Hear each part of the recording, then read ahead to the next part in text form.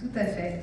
Bonsoir tout le monde, merci à vous tous d'être là et de participer à ce que je sois là aussi en face de vous aujourd'hui. Donc j'ai écrit tout un petit pitch. Donc moi j'ai aujourd'hui 44 ans, donc je m'appelle Cécile. J'ai découvert que j'étais malade en 2018 suite à un sein qui devenait plus gros que l'autre. Donc je suis allée voir une généraliste qui m'a dit mais non, mais vous n'avez pas l'âge, il n'y a pas de symptômes dans votre famille, et puis vous avez des mastoses, donc c'est complètement ok.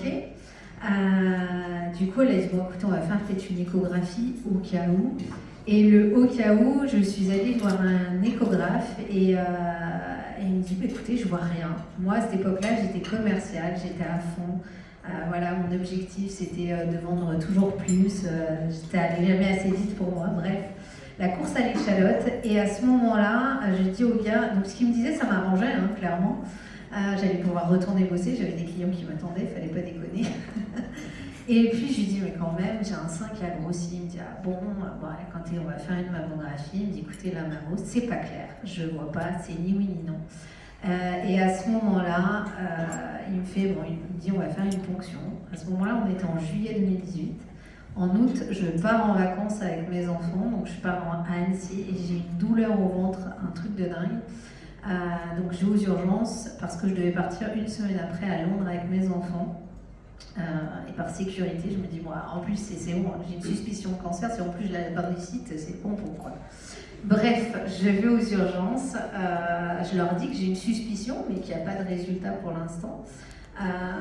Et là, je me rappellerai, voilà, il y a des choses qui marquent dans la vie. L'échographe regarde au niveau de l'appendicite et elle devient blanche, liquide, et là je ne comprends pas ce qui se passe. Donc du coup elle me dit écoute, on va faire des examens supplémentaires, donc je comprendrai bien plus tard qu'en fait elles me font un scanner. Et en fait j'étais aux urgences, donc j'ai deux infirmières qui viennent me voir et elles étaient aussi blanches que la nappe. Et elles me regardent et me disent vous avez des taches au foie et aux os. Et alors là je ne comprends pas, je vois leur tête, je me vois morte dans leurs yeux. Mais je ne comprends toujours pas. Je dis, mais attendez, je pars en vacances, moi est-ce que je peux partir? Bah oui, mais quand vous revenez, il faut voir un oncologue direct. Bref, je vois un oncologue sur Annecy qui me dit, je vais vous envoyer à mon collègue, le docteur Eudel, qui est donc présent ce soir, au centre Lambert. Donc moi je ne connaissais pas, hein, donc me voilà au centre Lambert, que je considère comme la Rolls-Royce du cancer. Voilà. Si quand on a un cancer, on va au centre Lambert, complètement. Donc je vois le docteur Eudel qui me dit écoutez, vous avez un cancer métastatique HER2 avec plein de plus et plein de trucs, métastasé au foie et aux os. Elle me dit c'est compliqué quand même. Donc je ne me suis jamais dit que j'avais un cancer généralisé, mais je crois qu'on peut le dire quand même. Dont une métastase dans le sein qui faisait plus de 7 cm. Donc voilà, j'attaque la chimio hebdomadaire. Sur 4 mois, et au bout de 4 mois, plus rien dans le sein, aux os, plus rien, et il reste des taches au foie. Donc on part sur un autre traitement, je reprends le boulot à 100%. Un mois après tout ça, je suis une deuxième commerciale de France. Et là, je commence à m'essouffler au niveau du travail, parce que ça me demandait beaucoup. Je croise l'hypnose et je deviens hypnothérapeute. Donc j'accompagne moi aussi les gens maintenant. Voilà, donc tout va bien. Et puis en août 2022, je perds l'usage de l'écriture de la main droite. Je comprends pas trop, alors je m'envoie un mot au docteur Eudel en disant écoutez, je crois que c'est pas bien normal. Donc on programme un IRM en urgence, et c'est ça qui est chouette, c'est qu'au CLB il y a beaucoup de gens. Et quand il y a des grosses urgences, on vous trouve quand même une place. Donc on trouve une place et en fait on découvre que j'ai j'aime pas dire le mot tumeur parce que c'est un vilain mot. J'ai une métastase de 5 cm dans le cerveau, plus 3 autres qui se comptent en 3, 4 et 10 mm. Donc là, le docteur Eudel me dit bon, c'est compliqué quand même là.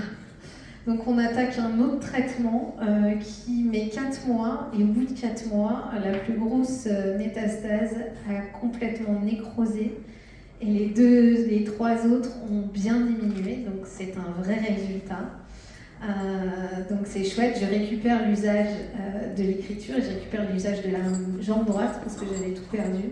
C'était mon fils à ce moment-là de 14 ans qui me ramassait régulièrement. Je peux vous dire que ça c'est très compliqué quand on a des enfants. Il faut savoir que mes enfants ont connu la maladie à 7 et 10 ans. Pour une maman célibataire, c'est compliqué avec ses 2 petits garçons. Bref. Donc ça se passe et ça se passe plutôt bien. Voilà. Et en juin 2024, grâce au docteur Larouquière que vous entendrez tout à l'heure, qui a qui a fait des pieds et des mains pour rallonger le temps d'IRM, d'imagerie, pour qu'on voit plus et plus petit. Grâce à ça, on a pu voir que ça avait muté au méninge me concernant. Donc j'avais 4-5 taches au méninge et donc là le docteur Eudel m'a remis entre les mains du docteur Larouquière, parce que c'est ça qui a bien CLB aussi, c'est qu'ils sont plusieurs et puis ils ont chacun leur spécificité. Et donc avec le docteur Larouquière, maintenant j'ai attaqué encore un nouveau traitement, puis il y a une progression et avec des nouvelles lésions, et là dernièrement j'ai fait de la radiothérapie au méninge et je suis toujours en traitement et j'aurai des nouveaux examens en novembre, soit la fin novembre maintenant. Voilà, tout ça pour vous dire que merci CLB.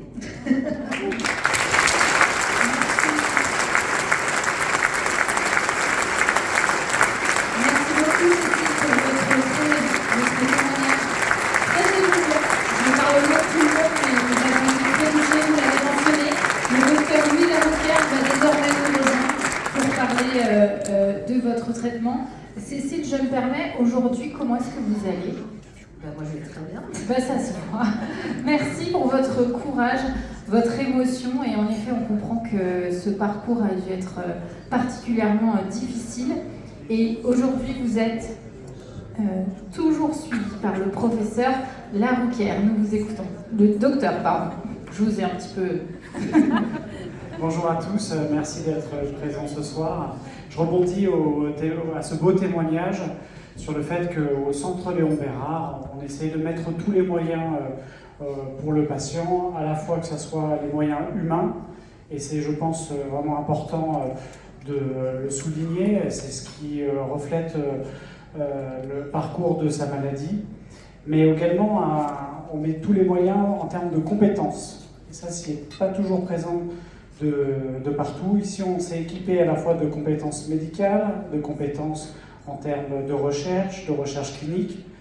Et cette recherche, elle est possible qu'uniquement avec les appels de financement, que ce soit des appels publics, mais également des appels de financement privés.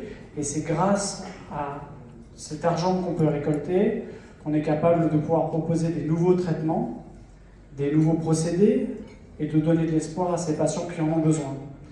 Pour vous partager un peu de mon parcours, moi j'ai toujours voulu être oncologue depuis que je suis jeune, pour des raisons personnelles, et c'est vrai que cette maladie elle est très injuste, et moi je me suis dirigé finalement vers le plus injuste, c'est-à-dire quand le cancer se dirige au niveau du cerveau et des méninges, une pathologie extrêmement grave, puisque les gens rentrent dans la maladie avec souvent de l'handicap, perte de parole, perte d'écriture, de l'épilepsie. Souvent, il y a aussi une perte d'espoir, même dans le corps médical, du fait de la gravité des symptômes et des médicaments, qui sont finalement assez limités pour cette maladie.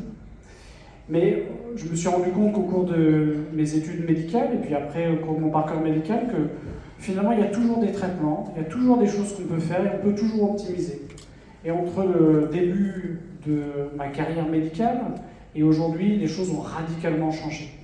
Là, vous voyez cette patiente qui est Cécile qui est là, alors que finalement, elle a eu des métastases cérébrales, des métastases au méninge.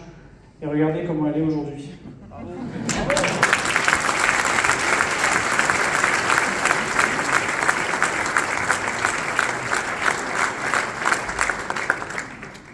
Et tout ça, je vais en finir là, et tout ça c'est vraiment dû à l'innovation thérapeutique, parce que sans innovation thérapeutique, on ne peut pas avancer.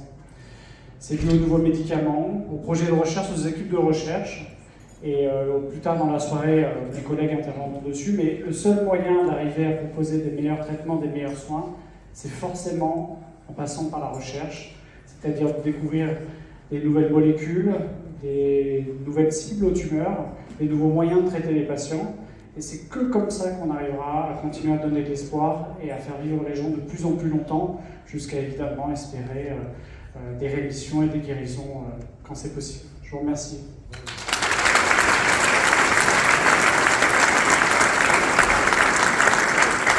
Merci beaucoup à tous les deux, merci beaucoup Cécile. Je pense qu'on va toutes et tous bien garder votre témoignage en tête pour la suite de la soirée lors de l'appel aux dons, mais désormais c'est l'heure du plat. Nous pouvons déguster la suite du repas. À tout à l'heure. Ah, faut donner. Cécile reviendra elle-même sur scène.